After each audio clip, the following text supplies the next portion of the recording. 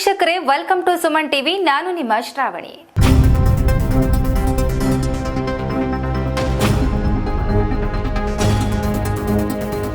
ಕೆಟ್ಟೋಯ್ತು ಕಣ್ರಿ. ಈ ಕಲಿಕಾಲದಲ್ಲಿ ಮೋಸ, ನಂಬಿಕೆ, ದ್ರೋಹ, ದಗಲ್ಬಾಜಿತನ ಅನ್ನೋದು ಸಮಾಜದಲ್ಲಿ ತಾಂಡವವಾಡ್ತಿದೆ. ಇದೆಲ್ಲ ಯಾವ ಮಟ್ಟಕ್ಕೆ ಮಿತಿಮೀರಿ ಹೋಗಿದೆ ಅಂದ್ರೆ ದಯೆ, ಕರುಣೆ, ಮಾನವೀಯತೆ, ಸಂಬಂಧ ಅನ್ನೋ ವಿಚಾರಗಳಿಗೆ ಕವಡೆ ಕಾಸಿನ ಕಿಮ್ಮತ್ತು ಕೂಡ ಇಲ್ಲದಾಗಿದೆ. ಇಲ್ಲೊಂದು ಸ್ಟೋರಿ ಇದೆ ನೋಡಿ. ಏನಪ್ಪ ಸ್ಟೋರಿ ಅಂತೀರಾ?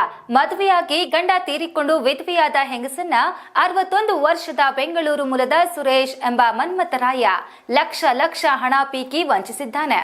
ಚಿಕ್ಕಬಳ್ಳಾಪುರ ಮೂಲದ ವಿಧವೆ ಹೆಂಗಸೊಬ್ಳು ಡಿವೋರ್ಸಿ ಮ್ಯಾಟ್ರಿಮೋನಿ ಎಂಬ ಅಪ್ಲಿಕೇಶನ್ ಇನ್ಸ್ಟಾಲ್ ಮಾಡಿಕೊಂಡು ತಾನು ವಿಧವೆ, ನನಗೆ ರಕ್ಷಣೆಯಾಗಿ ಒಂದು ಗಂಡು ದಿಕ್ಕು ಬೇಕು ಅಂತ ತನ್ನ ಪ್ರೊಫೈಲ್ ಅನ್ನು ವಿವರಿಸಿ ಅಪ್ಲಿಕೇಶನ್ ನಲ್ಲಿ ಅಪ್ಡೇಟ್ ಮಾಡಿಕೊಂಡಿದ್ದಾಳೆ. ಇತ್ತೀಚೆಗೆ ವೈವಾಹಿಕ ಜೀವನ ಅನ್ನೋದು ಫಾಸ್ಟ್ ಎಂದು ಎಲ್ಲ ಪಾಸ್ಟ್ ಅವೇ ಅನ್ನೋ ಹಾಗೆ ಆಗಿದೆ. ಹಿಂದೆ ನಮ್ಮ ಹಿರಿಯರು ಒಂದು ಮದುವೆ ಮಾಡಬೇಕು ಅಂದ್ರೆ ಒಂದು ಗಂಡು ಅಥವಾ ಹೆಣ್ಣು ಹುಡುಕಲು ಒಂದು ಜೊತೆ ಚಪ್ಪಲಿ ಸವಿಸುತ್ತಿದ್ರಂತೆ. ಅಷ್ಟು ಸಮಯ ತೆಗೆದುಕೊಳ್ಳುತ್ತಿದ್ರಂತೆ. ಅಷ್ಟು ಸಮಯದಲ್ಲಿ ಮನೆತನ, ಆಚಾರ ವಿಚಾರ, ಸಂಸ್ಕಾರ, ಸಂಸ್ಕೃತಿ ಹೀಗೆ ಎಲ್ಲಾ ವಿಚಾರಗಳನ್ನ ಅಳೆದು ತೂಗಿ ಸಂಬಂಧ ಮಾಡ್ತಿದ್ರು. ಹಾಗೆ ಮಾಡಿಕೊಂಡ ಸಂಬಂಧಗಳು 100 ವರ್ಷಗಳ ಕಾಲ ಸುಖ ನೆಮ್ಮದಿಯಾಗಿ ಬದುಕಿ ಬಾಳುತ್ತಿದ್ವು.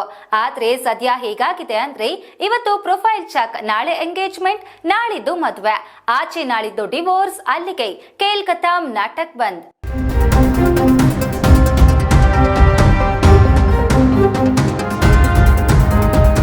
ಈ ಕಥೆಯಲ್ಲೂ ಆಗಿದ್ದು ಅದೇ. ಆದ್ರೆ ಇದು ಕೊಂಚ ವಿಭಿನ್ನ. ಈ ಡಿವೋರ್ಸಿ ಮ್ಯಾಟ್ರಿಮೋನಿ ಎಂಬ ಅಪ್ಲಿಕೇಶನ್ ನಲ್ಲಿ ತನ್ನ ಪ್ರೊಫೈಲ್ ಅಪ್ಡೇಟ್ ಮಾಡಿಕೊಂಡಿದ್ದ ವಿಧವಾ ಮಹಿಳೆಗೆ ಒಂದು ಕಾಲ್ ಬರುತ್ತೆ. ಅತ್ತಲಿಂದ ಕಾಲ್ ಮಾಡಿದವನೇ ಈ ಖತರ್ನಾಕ್ ಆಸಾಮಿ 61 ವರ್ಷದ ಚಪಲ ಚೆನ್ನಿಗರಾಯ ಸುರೇಶ್. ಹಲೋ ಮೇಡಮ್, ನಾನು ನಿಮ್ಮ ಪ್ರೊಫೈಲ್ ಅನ್ನ ಡಿವೋರ್ಸಿ ಮ್ಯಾಟ್ರಿಮೋನಿಯಲ್ಲಿ ನೋಡಿದೆ. ನಾನು ನಿಮಗೆ ಜೀವನ ಕೊಡಬೇಕೆಂದು ನಿರ್ಧರಿಸಿದ್ದೇನೆ, ನಿಮ್ಮನ್ನು ಮದುವೆ ಆಗಬೇಕೆಂದು ತೀರ್ಮಾನಿಸಿದ್ದೇನೆ ಅಂತ ರಂಗಿನ ಮಾತುಗಳನ್ನ ಆಡಲು ಶುರು ಮಾಡಿದ.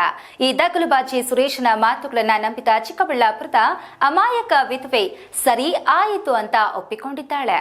ಇದನ್ನೇ ಬಂಡವಾಳ ಮಾಡಿಕೊಂಡ ಆ ಆಡಕಸುಬೆ ಸುರೇಶ ವಿಧವೆಯನ್ನು ತನ್ನ ಮಾತುಗಳಿಂದ ಚೆನ್ನಾಗಿ ನಂಬಿಸಿ ಪುಸಲಾಯಿಸಿ ನಂಬಿಕೆ ಗಳಿಸಿಕೊಂಡಿದ್ದಾನೆ. ಇದೆಲ್ಲ ಮುಗಿದ ಮೇಲೆ ಪಾಪಿ ಸುರೇಶ ತನ್ನ ಅಸಲಿ ಕಸುಬನ್ನ ತೋರಿಸಲು ಶುರು ಮಾಡಿದ್ದ. ತಾನು ಸೈಟ್ ಖರೀದಿ ಮಾಡಬೇಕು, ಹಣ ಶಾರ್ಟೇಜ್ ಬಂದಿದೆ, ಅದಕ್ಕಾಗಿ ಹಣ ಬೇಕು ಅಂತ ಅಮಾಯಕ ವಿಧವೆಯ ಕಡೆಯಿಂದ ಆಗಾಗ ಒಟ್ಟು 2,80,000 ಹಣವನ್ನ ಲಪಟಾಯಿಸಿದ್ದಾನೆ.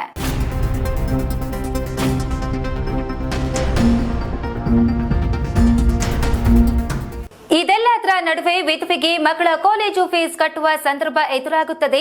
ಆಗ ಆಕೆ ಈ ಕ್ರಿಮಿನಲ್ ಸುರೇಶನನ್ನ ತಾನು ಕೊಟ್ಟಿದ್ದ ಹಣವನ್ನ ಮರಳಿ ಕೇಳುತ್ತಾಳೆ. ಆಗ್ಲೇ ನೋಡಿ ಸುರೇಶನ ವಿಶ್ವರೂಪ ಪ್ರಕಟಿತವಾಗಿದ್ದು. ಹಣ ಕೇಳಿದ್ದೇ ತಡ ಮೈ ಮೇಲೆ ಹಾವು ಚೇಳುಗಳು ಹರಿದಂತೆ ಆಡಲು ಶುರು ಮಾಡುತ್ತಾನೆ. ನೀನು ನನಗೆ ಯಾವುದೇ ಹಣ ನೀಡಿಲ್ಲ, ನಾನು ನಿನ್ನ ಯಾವ ಹಣವನ್ನು ವಾಪಸ್ ಕೊಡಬೇಕಿಲ್ಲ ಮತ್ತು ನಿನ್ನನ್ನ ನಾನು ಮದ್ವೆಯೂ ಆಗೋಲ್ಲ, ಯಾವುದೂ ಆಗೋಲ್ಲ, ಗೆಟ್ ಔಟ್ ಅಂದಿದ್ದಾನೆ. ಈ ಮಾತುಗಳಿಂದ ಕಕ್ಕಾಬಿಕ್ಕಿಯಾದ ಚಿಕ್ಕಬಳ್ಳಾಪುರದ ಅಮಾಯಕ ವಿಧವೆ ವಿಧಿ ಇಲ್ಲದೆ ಚಿಕ್ಕಬಳ್ಳಾಪುರ ಪೊಲೀಸ್ ಠಾಣೆ ಮೆಟ್ಟಿಲೇರಿದ್ದಾಳೆ. ಪ್ರಕರಣವನ್ನ ಜಿಲ್ಲೆಯ ಸೈಬರ್ ಕ್ರೈಂ ಶಾಖೆ ಡಿವೈಎಸ್ಪಿ ರವಿಕುಮಾರ್ ಕೆವೈರವರ ತಂಡ ಭೇದಿಸುವಲ್ಲಿ ಯಶಸ್ವಿಯಾಗುತ್ತದೆ. ಬೆಂಗಳೂರಿನ ಮಹದೇವಪುರದಲ್ಲಿ ಅಡಗಿ ಕೂತಿದ್ದ ಈ ಐನಾತಿ ಕ್ರಿಮಿನಲ್ ಸುರೇಶ್ನನ್ನ ನಮ್ಮ ಚಿಕ್ಕಬಳ್ಳಾಪುರದ ಸೈಬರ್ ಕ್ರೈಂ ಪೊಲೀಸ್ ತಂಡ ಪಿಸಿಗಳಾದ ರಮೇಶ್, ಜಯಣ್ಣ, ವಿನಾಯಕ ಮತ್ತು ಬಾಲಾಜಿ ರವರುಗಳು ಎಡೆಮುರಿ ಕಟ್ಟಿ ಎತ್ತಾಕಿಕೊಂಡು ಬರುತ್ತಾರೆ. ಇನ್ನು ಎತ್ತಾಕಿಕೊಂಡು ಬಂದಿದ್ದ ಸುರೇಶ್ ನನ್ನ ನಮ್ಮ ಪೊಲೀಸ್ ತಂಡ ಅವರದೇ ಶೈಲಿಯಲ್ಲಿ ವಿಚಾರಣೆ ಮಾಡುತ್ತಾರೆ. ಆಗ ಈ ಸುರೇಶ ತನ್ನ ಎಲ್ಲಾ ಹರಾಮಿ ಕೆಲಸಗಳನ್ನ ಬಾಯಿಬಿಟ್ಟಿದ್ದಾನೆ. ಈ ಅಯೋಗ್ಯ ಚಿಕ್ಕಬಳ್ಳಾಪುರದ ಈ ಅಮಾಯಕ ವಿಧವೆಗೆ ಅಲ್ಲದೆ ಮಲೇಷಿಯಾ ಮೂಲದ ಒಬ್ಬ ವಿಧವೆಗೆ ಹಾಗೂ ಬೆಂಗಳೂರಿನ ಯಶವಂತಪುರ ಮೂಲದ ವಿಧವೆಯೊಬ್ಬಳಿಗೆ ಇದೇ ರೀತಿ ಯಾಮಾರಿಸಿದ ವಿಚಾರ ಬೆಳಕಿಗೆ ಬಂದಿದೆ.